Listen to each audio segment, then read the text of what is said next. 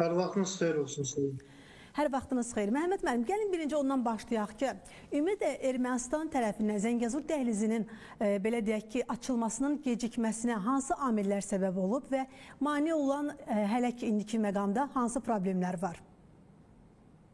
Növbədə 8 avqustda Ermənistan-Azərbaycan Vaşinqtonda imzalanmış bəyannamə Zəngəzur dəhlizinin açılmasına özündə etibar edir və Ermənistan tərəfi üzərinə öhdəlik götürüb və bu marşrutu, bu dəhlizi açacaq. Amerika Birləşmiş Ştatları da artıq bu dəhlizin tezliklə açılmasına maraqlı tərəfdir.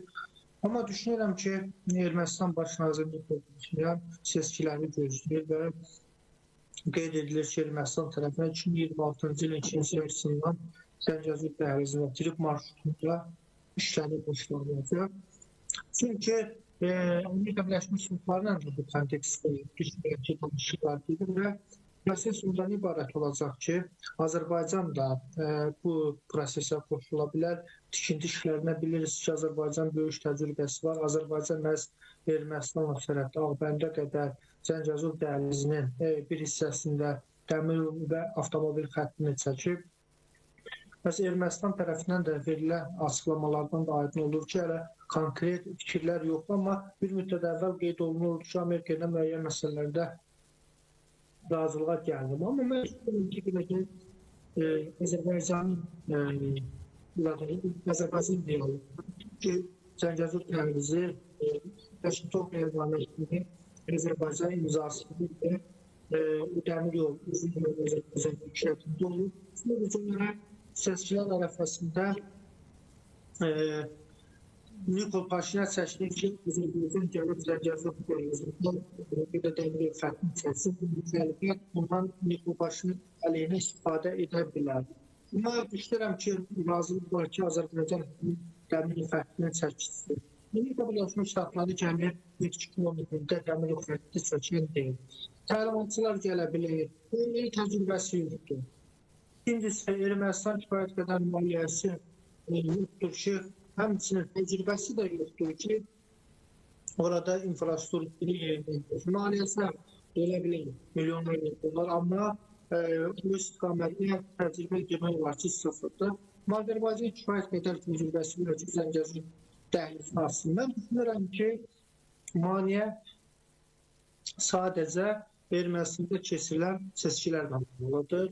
Yəni, burada hər hansı Rusiyanın buna mane olacaq gücdə deyil, İran bu məsələyə mane olacaq gücdə deyil. Bu prosesdə Türkiyə var, Amerika Birləşmiş Ştatları, Çin də hətta bu layihəyə dəstək verir. Ona görə də sadəcə olaraq Ermənistanda seçki prosesi qızışır, müxalifət və hakimiyyət arasında ciddi şəkildə siyasi qarşıdurma devam edir. Hətta Zəngəzur məsələsində Qarabağ yenidən oradakı regionalist qruplar Qarabağ məsələsi yenidən qabardılar Nikol Paşinyan. Ona görə də Nikol Paşinyan da çıxıb deyir ki, Zəngəzurla bağlı hər hansı bir razılıq yoxdur. Yəni başa düşür, amma prinsipal razılıqlar var. Hətta Kopenhagendə də Paşinyan etiraf elədi ki, mən Prezident İlham Əliyevə Zəngəzur dəhlizindən neft, qaz, optik xəttlərin çəkilməsində icra edir. Və Azərbaycan bu məsələdə rəsmi səviyyədə sakitdir, yəni prosesləri yaxından izləyir və bizə də maraqlıdır ki, Nikol Paşinyan seçkilərdə qalib gəlsin və xarici qüvvələr ünsürlərini ümumiyyətlə parlamentə buraxmasın. Yəni bunu açıq şəkildə Nikol Paşinyan da qeyd edir. Çünki onlar kifayət qədər dəhlizə də maneə törətmək istəyir, sülh prosesinə də maneə törətmək istəyir və xarici qüvvələr maşası rolunda çıxış edirlər.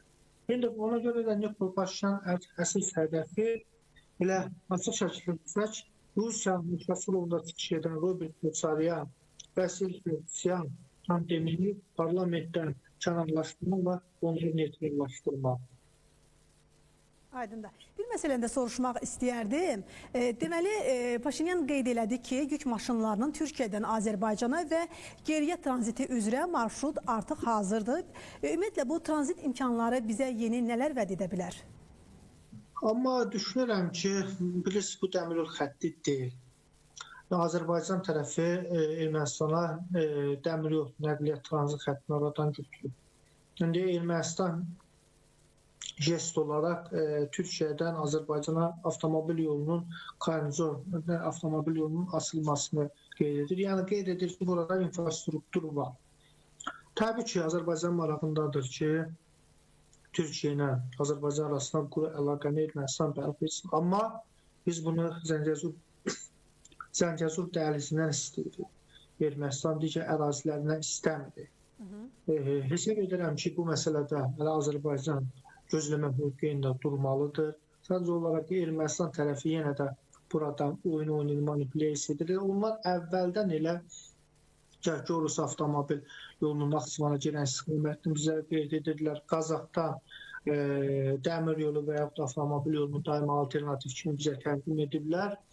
Mən düşünürəm ki, onsuz da bizim Türkiyə ilə Gürcüstan və İran yolu ilə bizim əlaqələrimiz var. Hələ tələsmir. Həmçinin təhlükəsizlik məsələsi də sual altındadır. Yaxı bizim necə biz öz sürücülərimiz və yaxud Türkiyədə sürücüləri Ermənistan üzərindən birbaşa keçib Azərbaycan ərazisinə gəlsin. Mən düşünürəm ki, hələ bu tezdir. Və Azərbaycan bu məsələdə yekun sülh müqaviləsini gözləməlidir. Aydındır. Çox sağ olun, təşəkkür edirəm sizə. Qeyd edim ki, Ermənistan tərəfinin Zəngəzur dəhlizinin trip layihəsi gecikməsini və bir sıra mühüm məsələləri müzakirə etdik. Bizimlə birbaşa bağlantıda siyasi şərhçi Məhəmməd Əsədullazadə idi.